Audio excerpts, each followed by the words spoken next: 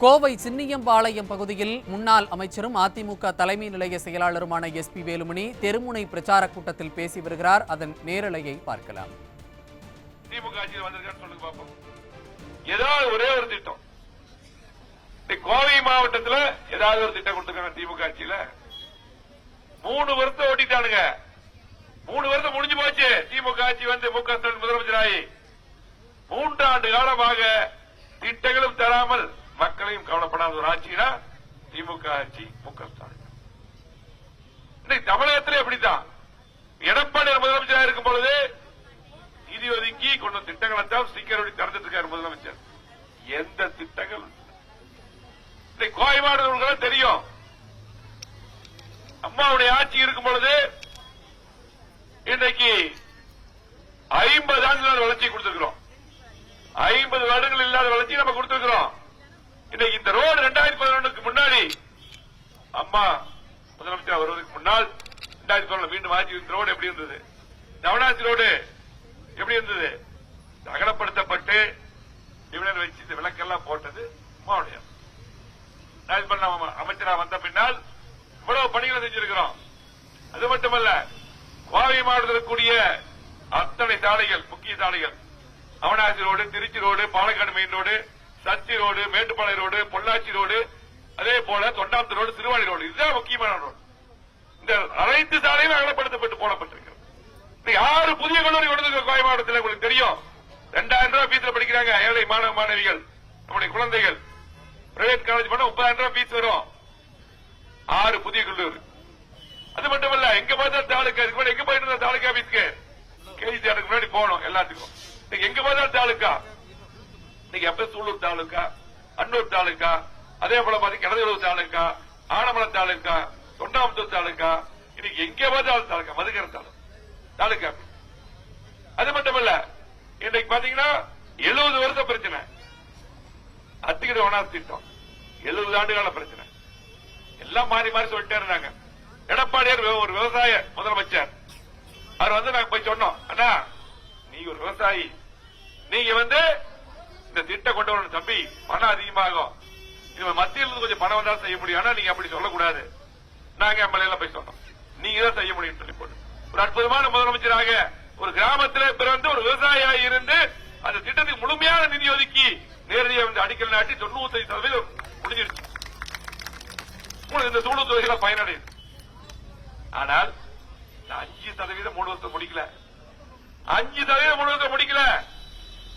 அது மட்டுமல்ல, இருக்கிறவங்க தெரியும், ஏர்போர்ட் விரிவாக்கம், ஏர்போர்ட் விரிவாக்கம் இங்க 20 இங்கதான் போராட்டம் நடந்துட்டு இருந்தது.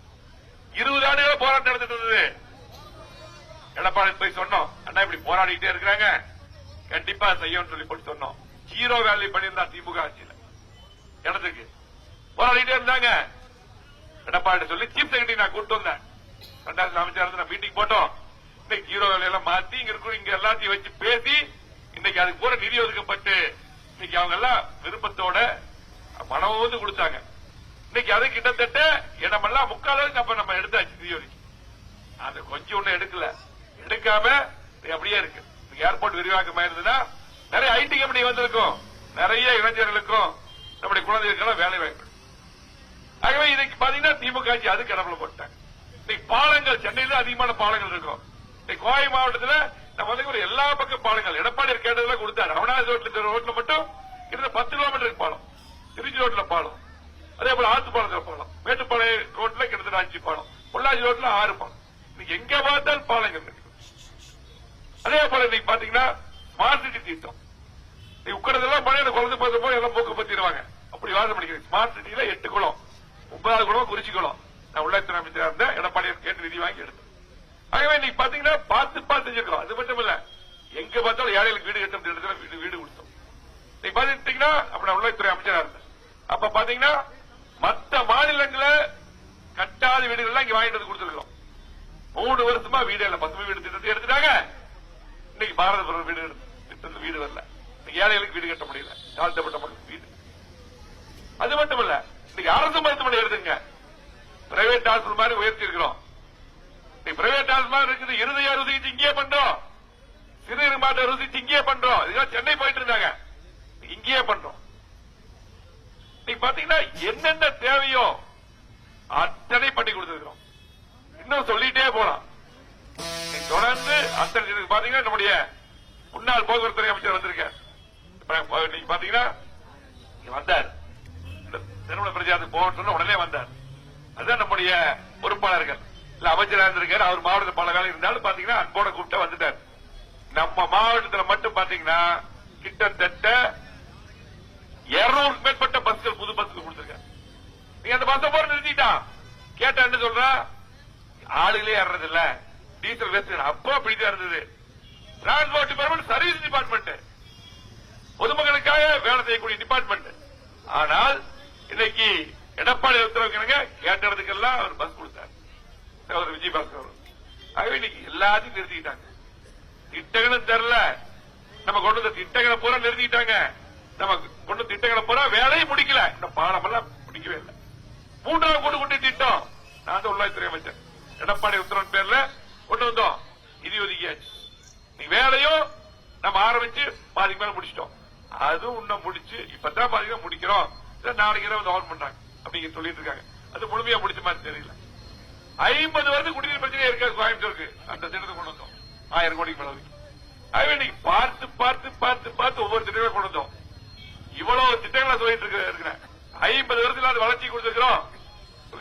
ஆனால் திமுக ஏதாவது ஒரு திட்டத்தை சொல்லுங்க. திமுக ஓட்டு கேட்க வருவாங்கல்ல நாடாளுமன்ற தேர்தலில், ஒரு திட்டத்தை சொல்லி ஓட்டு கேட்க நான் கொண்டு வந்து சொல்லி போட்டு இன்னும் மெட்ரோ ரயில் அறிவிச்சாச்சு எடப்பாடியார். 3 கோடி ஒதுக்கி ஆரம்ப கட்ட நடவடிக்கை எடுத்திருக்கோம். எதுவுமே செய்யல. 2ஆம் கூட்டு திட்டம் அத்துக்கிறது, அது அறிவிச்சது. அதுக்கு நடவடிக்கை இல்லை. ஆகவே இன்னைக்கு நாடாளுமன்ற தேர்தலில் திமுக வருவாங்க. 10 எத்தனை பேர் இருக்காங்க? 38 எம்பி இருக்காங்க. 38 எம்பி தண்டமா இருந்து சீட்டை தேய்ச்சிருக்காங்க. எந்த எம்பி தான் பாத்துருக்கீங்க? நீங்க எம்பி எம்எல்ஏ பாத்துருக்கீங்க, அடிக்கடி வருவாரு. எம்பி பாத்துருப்பீங்க, பார்க்க முடியாது. 38 பேர் இன்னைக்கு தண்டமா இருக்காங்க. அது மட்டும் இல்ல, இன்னைக்கு முக ஸ்டாலின் சொல்றாரு 40 நம்ம ஜெயிக்கணும். 38 பேருக்கே வேலை இல்ல. இன்னைக்கு பாத்தீங்கன்னா இன்னைக்கு நம்முடைய எம்பி இருந்தாங்க, 37 பேர் இருந்தாங்க. காலநீர் பிரச்சனை வந்தது.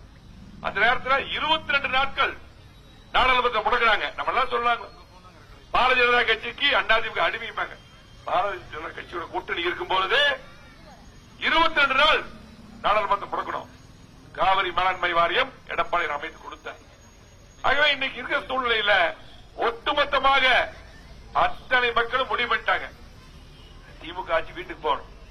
இதுக்கு மேல ஓட்டு போட்ட மக்களுக்கு ஒரு போனஸ் கொடுத்தார். என்ன கொடுத்தார்?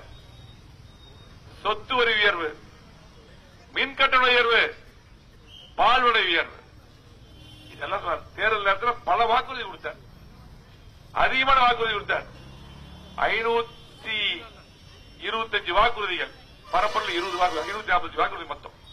அதுல பாத்தீங்கன்னா நம்முடைய குடும்ப தலைவிகளுக்கு 1000 ரூபாய் பணம் தர சொல்லி சொன்னார். தரல. எடப்பாடியார் கவன தீர்மானம் கொண்டு வந்தார், போராடினார். அதுக்கப்புறம் 1000 ரூபாய் பாதி பேருக்கு கொடுத்தார். அது யார் வீட்டுல இருந்து கொடுக்கறாங்க? திமுக வீட்டுல இருந்து கொடுக்கிற மாதிரி பிரச்சாரம் பண்றான். கிடையாது. உங்களுடைய வரி பணம் நீ கட்டுறீங்கல்ல, மின்சார கட்டணம் எவ்வளவு கட்டுறீங்க? நீங்க 500 இருந்தா 5000 கட்டுறாங்க. 200 ரூபாய் இருந்தா 1000 ரூபாய், 1200 ரூபாய்.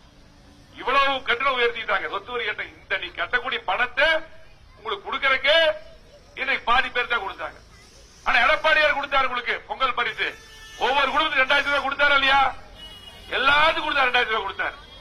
எடப்பாடியார் எல்லாத்துக்கும் கொடுப்பார், பாகுபாடு இல்லாம. ஆனா இவங்க பார்த்து பார்த்து பாதி பேர். ஆகவே எடப்பாடியார் வந்தால்தான் எல்லா திட்டமும் வரும்.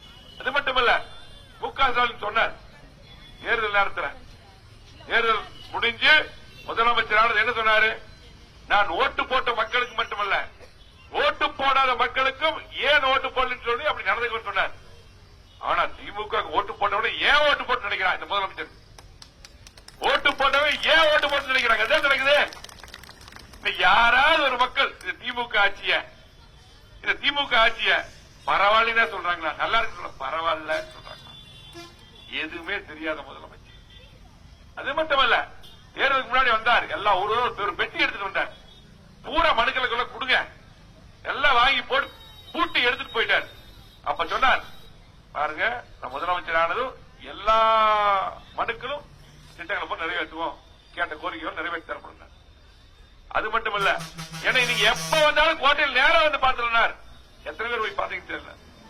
மந்திரியிலே பார்க்க முடியல, எம்எல்ஏ பார்க்க முடியல. இதுதான் நிலை. ஆகவே இந்த ஆட்சியில பாத்தீங்கன்னா யாருமே நல்லா இல்ல. ஏழைகள் நல்லா இல்ல, நடுத்தரவர்கள் நல்லா இல்ல, தொழிலாளர் நல்லா இல்ல, தொழில் முதலீட்டாளர் நல்லா இல்ல. எப்பவுமே திமுக ஓட்டு போடுறாங்க. அரசு ஊழியர், ஆசிரியர் பெருமக்கள் எப்ப திமுக ஓட்டு போடுவாங்க. அவங்களே இந்த ஆட்சி போகணும்னு நினைக்கிறாங்க. அதுதான் நிலை. ஒட்டுமொத்தமாக இந்த ஆட்சி வீட்டுக்கு அனுப்ப வேண்டும். இன்னைக்கு பாத்தீங்கன்னா கோவை மாவட்டத்தை 3 வருடமாக முழுமையான புறக்கணித்த திமுக அரசு விரட்டி அடிக்கப்பட வேண்டும். 3 வருஷம் முழுமையா புறக்கணி, எந்த திட்டம் வரல. இன்னைக்கு குடிநீர் பாத்தீங்கன்னா 25 நாள் ஒரு வீட்டுக்கு வருது, 20 நாள் வருது. ஆகவே இன்னைக்கு எப்ப தேர்தல் வந்தாலும், நாடாளுமன்ற தேர்தல் வந்துருச்சு, எடப்பாடியார் யாரை வேட்பாளராக அறிவித்தாலும் இரட்டை இலக்கணத்தில் நீங்க வாக்களிக்க வேண்டும் அன்போடு கேட்டு, எப்ப சட்டமன்ற தேர்தல் வந்தாலும் 200 தொகுதிகள் வெற்றி பெற்று எடப்பாடியார் முதலமைச்சர் வருவார். கோவை மாவட்டத்தில் விடுபட்ட திமுக புறக்கணித்த 3 வருஷமா எதுவும் நடக்கல. மீண்டும் கோவை மாவட்டத்தில் மீண்டும் அத்தனை திட்டங்களை நாங்கள் கொண்டு வருவோம் என்று சொல்லி, ஆமா அதே போல ஞாபகப்படுத்துறாரு நம்முடைய அமைச்சர் தான் பண்படுத்து. நாளைக்கு தங்கத்தை ரத்து பண்ணிட்டாங்க இல்லையா? அம்மா மினி கிளினிக் இன்னைக்கு எடப்பாடி கொண்டு வந்து அது எல்லாம் நிறுத்தி வச்சுட்டாங்க, எல்லாம் எடுத்துட்டாங்க. மடிக்கணினி இல்ல, அம்மா பரிசு பட்டகம் இல்ல, அம்மா இருசக்கர வாகனம் இல்ல, இப்படி சொல்லிட்டே போலாம். எதுவுமே இல்ல. ஆனால் ஆமா இன்னைக்கு சிறு குறு தொழில் எல்லாம் போராடிட்டு இருக்காங்க.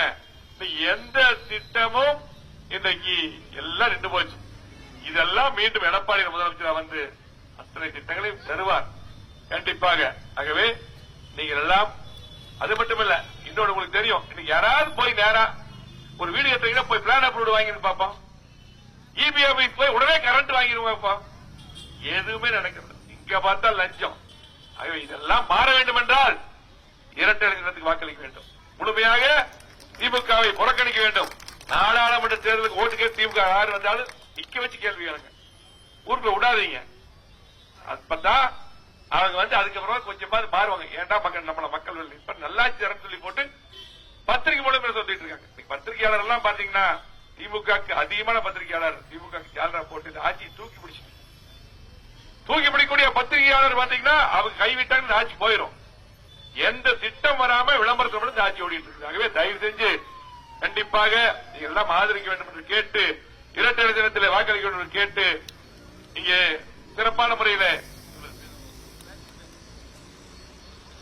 என்ன நேரா சரி இந்த சிறப்பான முறையில இந்த நிகழ்ச்சி ஏற்பாடு செய்த நம்முடைய சட்டமன்ற உறுப்பினர் அவர்களுக்கும், அருமையன் நரசாமன் அவர்களுக்கும், நம்முடைய ஒன்றிய செயலாளர் கந்தவேல் அவர்களுக்கும், அண்ணன் தோப்பசவன் அவர்களுக்கும், அதே போல இருக்கக்கூடிய அத்தனை முன்னாள் ஊராட்சியாளர்கள், கிளை செயலாளர்கள், வார்டு செயலாளர்கள், அத்தனை பொறுப்பாளர்களுக்கும்